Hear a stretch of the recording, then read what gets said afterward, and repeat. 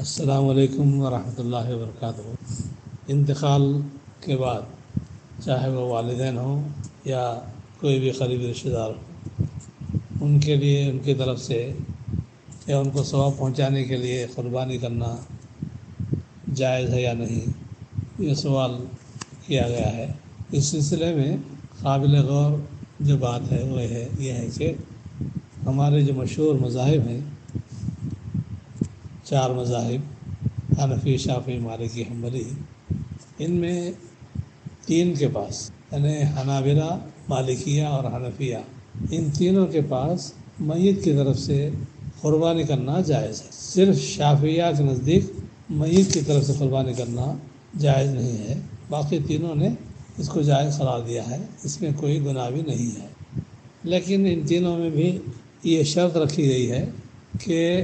مرنے والے نے، چاہے ماں ہو یا باپ ہو، مرنے والوں نے اپنے وارثین کو، اپنی اولاد کو ان کی طرف سے قربانی کرنے کی وصیت کی ہو۔ وصیت اگر انہوں نے کی ہے تو وصیت کو پورا کرنا وارثین کا حق ہے، ان پر واجب ہے، اگر انہوں نے قربانی کرنے کی وصیت کی ہو تو۔ یا دوسری صورت یہ ہے کہ مرنے والے اپنا کچھ مال وقف کر کے گئے ہیں، وہ تو ان کے مال میں سے بھی قربانی کر سکتے ہیں، ان کے اپنے مال میں سے۔ یہ دونوں شکلیں بالاتفاق جائز ہیں۔ تیسری شکل یہ ہے کہ مرنے والے اگر کسی بات کی نظر مانے تھے اور نظر کے پورا ہونے پر انہوں نے قربانی کرنے کی نیت کی تھی، نظر کی تھی، اور وہ نظر کے پورا کرنے سے پہلے انتقال کر گئے، تو وارث پر واجب ہے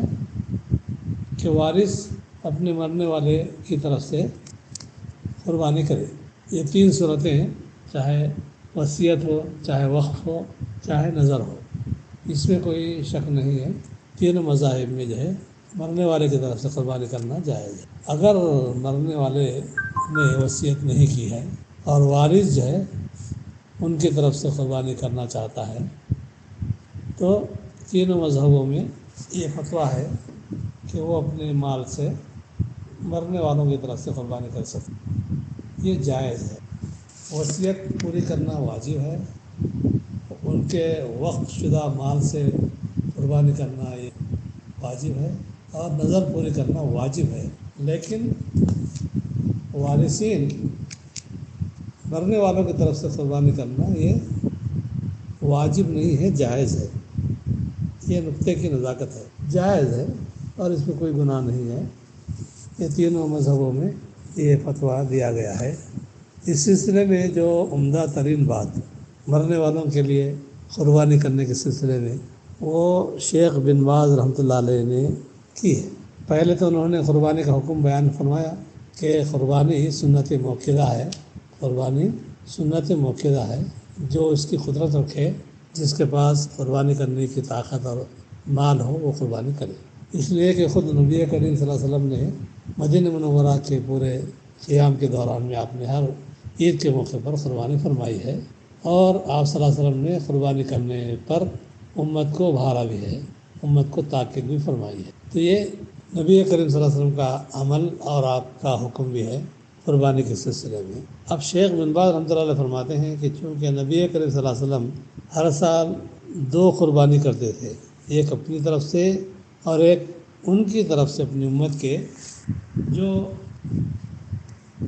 اپنی امت کے طرف سے آپ جو ہے نام لے کر کہتے تھے کہ اللہ یہ میری امت کے ان لوگوں کی طرف سے ہے جو قربانی نہیں کیے ہیں، یا آپ جو ہے عام الفاظ میں اپنی امت کا نام لے کر کیا کرتے تھے۔ اس سلسلے میں یہ کہا گیا ہے کہ یہ عمومی بات ہے، زندوں کے لیے بھی اور انتقال شدہ لوگوں کے لیے۔ لیکن شیخ بن باز رحمۃ اللہ علیہ جو نقطہ بیان فرما رہے ہیں وہ یہ ہے کہ آپ صلی اللہ علیہ وسلم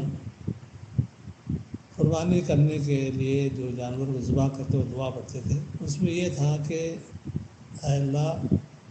یہ میری طرف سے اور میرے تمام خاندان کی طرف سے۔ اس سلسلے میں اب شیخ بن باز رحمۃ اللہ علیہ جو نقطہ اٹھا رہے ہیں وہ یہ ہے کہ خاندان کا جو ذمہ دار ہے وہ اپنے جانور پر یہ نیت کرے قربانی کی کہ اے اللہ یہ میری طرف سے، میری بیوی اور بچوں کی طرف سے اور میرے ماں باپ کی طرف سے، چاہے ماں باپ زندہ ہوں چاہے ماں باپ انتقال کریں، وہ اپنی قربانی کے جانور میں سب کی نیت کریں، سب کی نیت کر لیں، تو اس پہ سب شامل ہو جائیں گے اجر و ثواب کے اعتبار سے۔ لہذا اس سلسلے میں احتیاطی مسئلہ یہی ہے کہ آدمی الگ سے ان کے لیے خصوصی نہ قربانی کا جانور لے، نہ ان کے لیے خاص کوئی الگ سے قربانی کرنے کا ایک لے، بلکہ جو ہے اپنے ہی جانور میں ان کو بھی شامل کر لے، اپنی نیت میں ان کو بھی شامل کر لے، ماں اور باپ، بیوی بچے بھی آ جائیں گے اس میں، اور ماں باپ بھی اس میں آ جائیں گے۔ یہ جو نقطہ ہے شیخ بن باز رحمۃ اللہ، کوئی اشکال نہیں، اس لیے کہ انما الاعمال بالنیات، اعمال کا دار و مدار آدمی کی نیت پر ہے، جیسے وہ نیت کرتا ہے ویسے اس کو ثواب ملتا ہے۔ اس لیے ہم جس میں احتیاط ہے، جس میں جو ہے افضلیت ہے، جس میں جو ہے کسی بات پر یقین ہے، تو اس کو اپنانا اچھا ہے، بجائے الگ سے ان کے نام سے جو ہے قربانی کرنے کے، اپنے ہی جو ہے نام سے۔ مثلاً اب 2-4 بیٹے ہیں مرنے والوں کے، 2-4 بیٹے ہیں، تو ہر بیٹا جو صاحب استطاعت ہے اور اہل عیال والا بھی ہے، تو وہ ہر بیٹا اپنی قربانی میں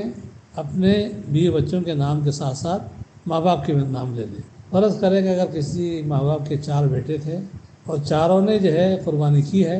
اپنے اور اپنی بیوی بچوں کے ساتھ، والدین کو شامل کر کے، شریک کر کے، تو انشاءاللہ چاروں بیٹوں کی طرف سے والدین کو